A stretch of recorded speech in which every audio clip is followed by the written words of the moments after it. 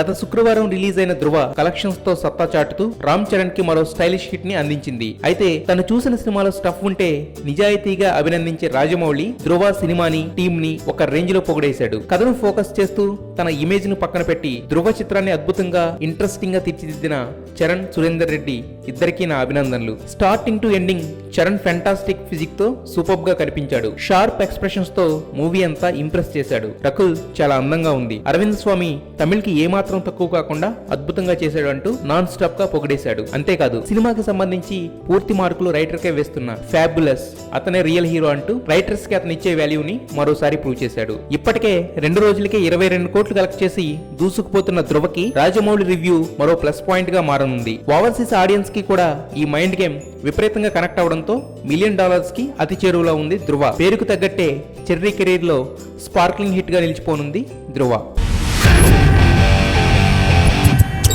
Railway Raj ఆడి ఓడిన ఆటవీడు. ముసలకి నీళ్ళల్లో బలం, వీళ్ళకి అడవిలో బలం. ఏం రో లావు మాట్లాడుతున్నావు?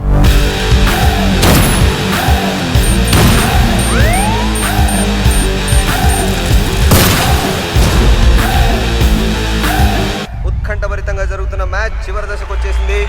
కెప్టెన్ రైల్వే రాజు స్ట్రైకింగ్ వస్తున్నాడు. పేరేంటి?